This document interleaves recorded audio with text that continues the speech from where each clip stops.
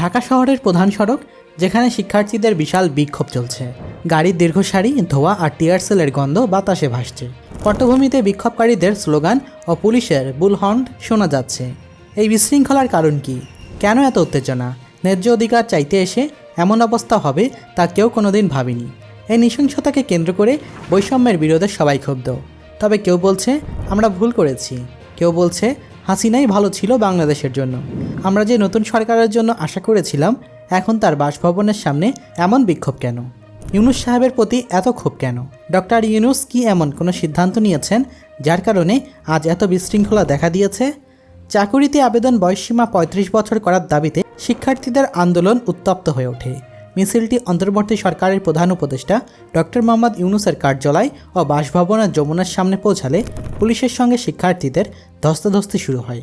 Police লাঠিচার্জ এবং টিয়ার সেলের নিক্ষেপ করে পরিস্থিতি নিয়ন্ত্রণে আনার চেষ্টা করে, যার ফলে বেশ কয়েকজন শিক্ষার্থী আহত হন। শিক্ষার্থীদের 7 সদস্যের একটি প্রতিনিধি দল প্রধান উপদেষ্টা ও 2 প্রতিনিধি আসিফ মাহমুদ ও নাহিদ ইসলামের সঙ্গে বৈঠক করেন। বৈঠকে শিক্ষার্থীদের দাবি যৌক্তিকতা নিয়ে আলোচনা হয়। সরকার বিষয়টি পর্যালোচনার জন্য একটি কমিটি গঠন করার প্রতিশ্রুতি দেয়, যা আগামী 7 কর্মদিবসের মধ্যে সুপারিশ দেবে। বৈঠকের পর শিক্ষার্থীরা জানান, তারা সরকারের প্রতিশ্রুতির ওপর আস্থা রাখলেও দাবি পূর্ণ বাস্তবায়ন না হওয়া পর্যন্ত তারা আন্দোলন চালিয়ে যাবে। শিক্ষার্থীদের ওই আন্দোলনের ফলে কাকরাইল থেকে ইন্টারকন্টিনেন্টাল সড়কের 2 পাশে ব্যারিকেড দিয়ে যান চলাচল বন্ধ হয়ে যায়, যার ফলে আশেপাশের এলাকায় তীব্র যানজট সৃষ্টি হয়। যাত্রী ও পরিবহন শ্রমিকরা চরম ভোগান্তিতে পড়েন এবং সাধারণ মানুষের দৈনন্দিন জীবনযাত্রা বাধাগ্রস্ত হয়।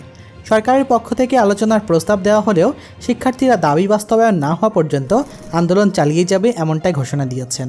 সরকারি চাকরিতে প্রবেশের বয়সসীমা বৃদ্ধির দাবির পর্যালোচনার জন্য অন্তর্বর্তী সরকার একটি কমিটি গঠন করেছেন।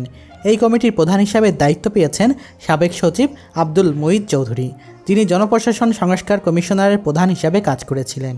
কমিটির সদস্য সচিব হিসাবে রয়েছেন জনপ্রশাসন মন্ত্রণালয়ের সিনিয়র সচিব ডক্টর মোহাম্মদ মোখলেসুর রহমান। জনপ্রশাসন মন্ত্রণালয় থেকে এই সংক্রান্ত একটি প্রজ্ঞাপন জারি করা হয়েছে। সিনিয়র সচিব জানিয়েছেন, এই কমিটি সরকারি চাকরিতে প্রবেশের বয়সসীমা যৌক্তিকতা পর্যালোচনা করে একটি সুপারিশমালা তৈরি করবে, যা আগামী 7 কর্মদিবসের মধ্যে সরকারের কাছে এসে পেশ করা হবে। তিনি আরও বলেন, কমিটির প্রধানকে প্রয়োজন অনুযায়ী সদস্য যোগ করার ক্ষমতা দেওয়া হয়েছে, যাতে সঠিক সিদ্ধান্তে পৌঁছানো যায়।